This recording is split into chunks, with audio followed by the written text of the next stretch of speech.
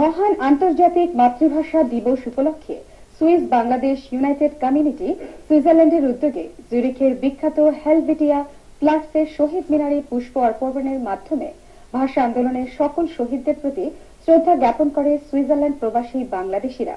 বিস্তারিত থাকছে আমাদের ইতালির বিশেষ প্রতিনিধি নাজমুল হাসান শামীমের রিপোর্টে। সুইস বাংলাদেশ ইউনাইটেড কমিউনিটির উদ্যোগে আন্তর্জাতিক মাতৃভাষা দিবস উদযাপনে 21 ফেব্রুয়ারি 2014 জুরিখের বিখ্যাত হেলভেটিয়া প্লাটসে অস্থায়ী শহীদ মিনারে পুষ্পার্পণের মাধ্যমে ভাষা আন্দোলনে সকল শহীদদের প্রতি শ্রদ্ধা জ্ঞাপন করেন সুইজারল্যান্ড প্রবাসী সকল স্তরের বাংলাদেশী।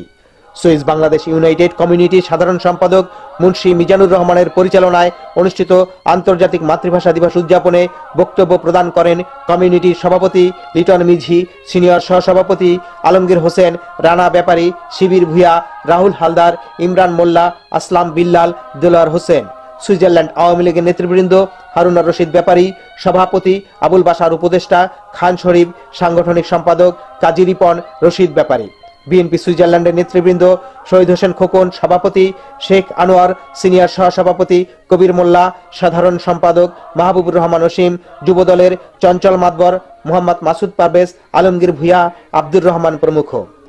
আমাদের দীর্ঘদিনের ইচ্ছে ছিল যে সুইজারল্যান্ডে আমরা উন্মুক্তভাবে ভাষা শহীদদের স্মরণে একটি বেদি প্রতিস্থাপন করে সেখানে সেই শহীদ বেদিতে আমরা পুষ্পস্তবক অর্পণ করব।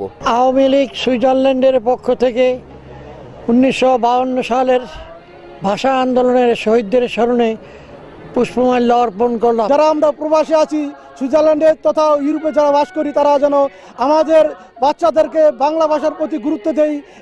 আমরা এখানে উন্মুক্তভাবে ওই অনুষ্ঠান করতে পারবো, সেই জন্য সুইজারল্যান্ডের সরকারকে আমরা ধন্যবাদ জানাচ্ছি। আজকের এই বিশেষ দিনে সকল ভাষা শহীদদের প্রতি জানাচ্ছি অকৃত্রিম শ্রদ্ধা। 1952 সনে 21 ফেব্রুয়ারি বাংলাদেশের বাংলা ভাষা আন্দোলন হয়েছে।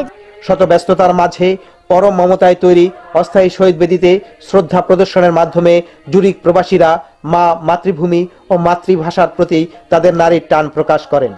সুইজারল্যান্ডের জুরিখ থেকে নাজমুল হাসান শামীম, চ্যানেল আই।